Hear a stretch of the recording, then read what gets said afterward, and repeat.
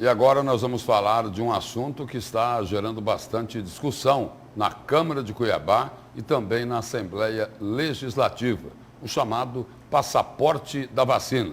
A deputada estadual Janaína Riva apresentou um projeto de lei para proibir a exigência de apresentação do comprovante de imunização contra a Covid-19 para entrada em estabelecimentos comerciais aqui em Mato Grosso. E para falar sobre essa polêmica e outros assuntos, em relação a isso, está aqui nos estúdios do Jornal do Meio-Dia o presidente da Comissão de Saúde da OAB de Mato Grosso, Danilo Gaeva. Boa tarde, seja bem-vindo. Boa tarde, Camila. Boa tarde, Lúcia. Boa tarde. Uma grande alegria estar aqui para poder debater um tema tão importante.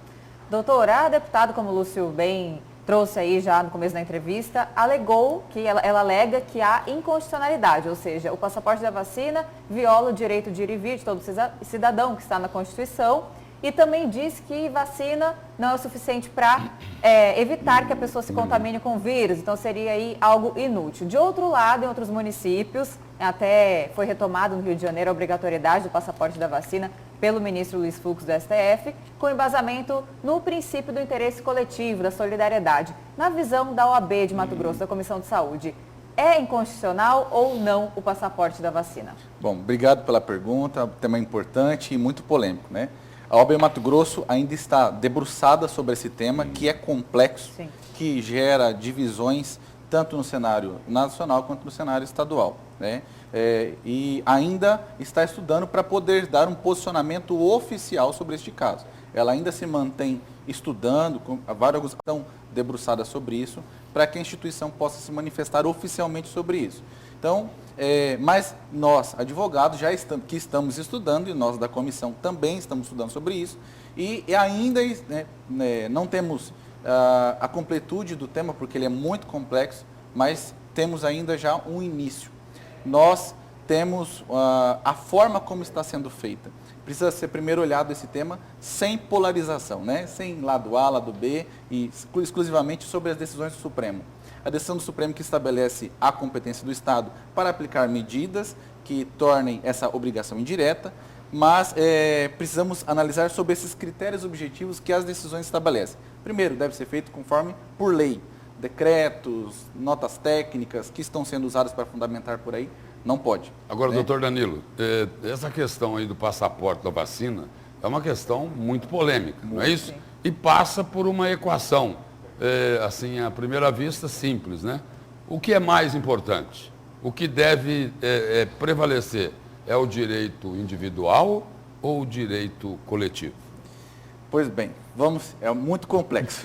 Ainda tem a liberdade Ainda tem a individual. liberdade. Nós precisamos, a Constituição e os tratados internacionais que o Brasil é signatário, eles estabelecem que direitos fundamentais precisam ser resguardados na sua completude.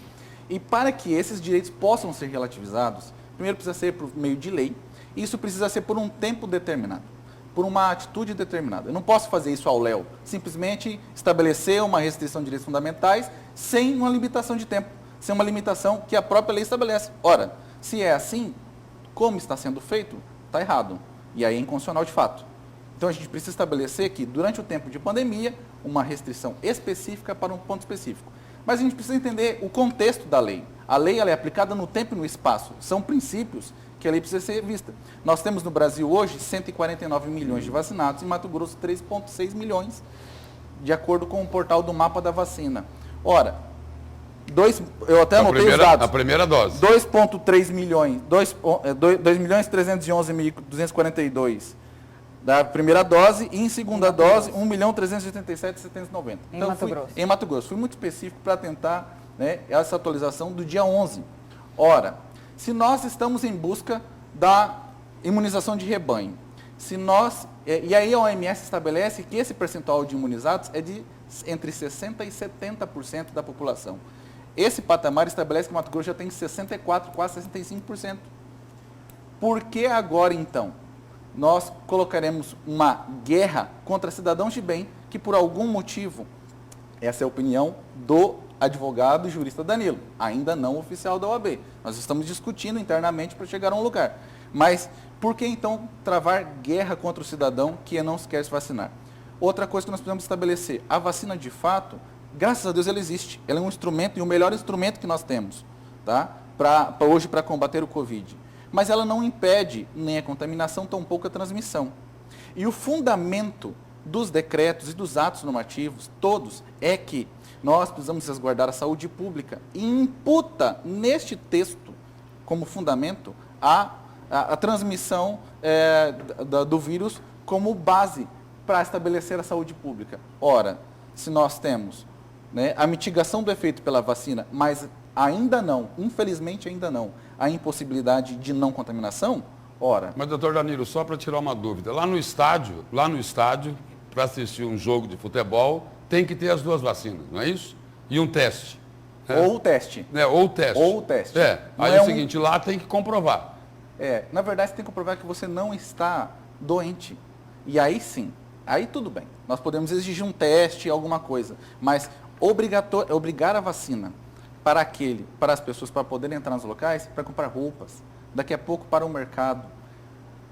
Nós já vimos na história humana que as pandemias vieram e passaram. E essa aqui também vai passar, se Deus quiser. Então a gente precisa tomar muito cuidado, porque a pandemia passa, mas a lei pode ficar.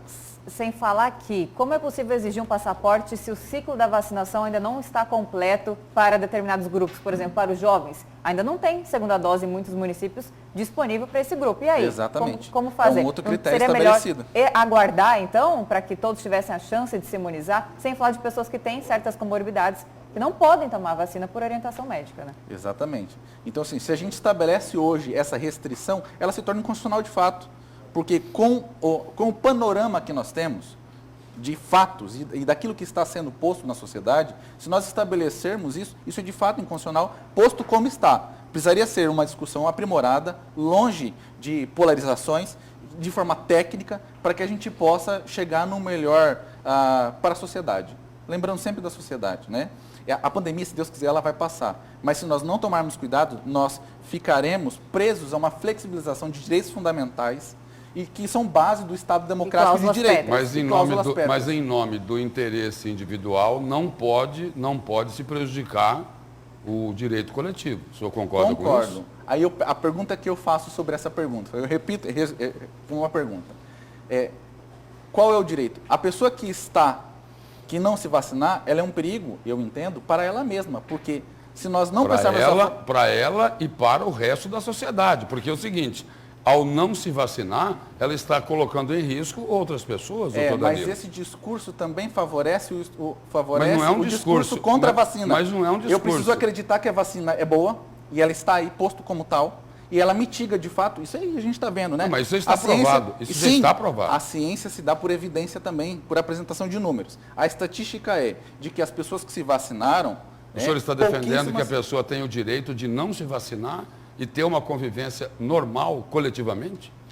Lembrando que muitas pessoas que se vacinaram 2 vezes contraem o vírus. Exatamente. E outras têm imunidade Mas isso elevada. está no campo da exceção, não da regra. Sim, no entanto, a vacina é a melhor saída. A vacina é a melhor saída. Sim, tá? a vacina é a melhor saída. Contudo, chegamos num acordo. Sim, claro, sempre. Nós estamos aqui para a vacina. A OAB emitiu, inclusive, no dia 13 de janeiro, a decisão do Supremo foi dia 17 de dezembro, e nós, no dia 13 de janeiro, oficiamos o Estado para que o Estado pudesse, naquela primeira vez, quando foi autorizado, comprar as vacinas. Então, a OAB tomou todas as medidas para que a vacina pudesse ser distribuída à população. Agora, enquanto, ainda não OAB, mas enquanto advogado, dentro do Estado Democrático de Direito, que eu jurei, no momento que peguei a minha ordem, e dentro da lei e da Constituição, eu entendo, dentro do estudo constitucional que está sendo feito e levantado, que ainda, posto como está, ele não pode ser limitado, sob pena de se ferir a Constituição Federal, que é aquilo que nós juramos defender. Sim, há muito ainda a se discutir sobre isso, né, Lúcio? O tema é polêmico. E a gente vai acompanhando. Obrigada pela presença aqui no Jornal do Meio-Dia. Eu que agradeço a oportunidade, coloco a Comissão de Saúde e a OAB, e tenho certeza que quando nós chegarmos a um coeficiente, estudarmos, né, e chegarmos, a OAB se posicionará oficialmente enquanto instituição para que possa atender aquilo que seja melhor para a sociedade. Obrigado. Obrigado.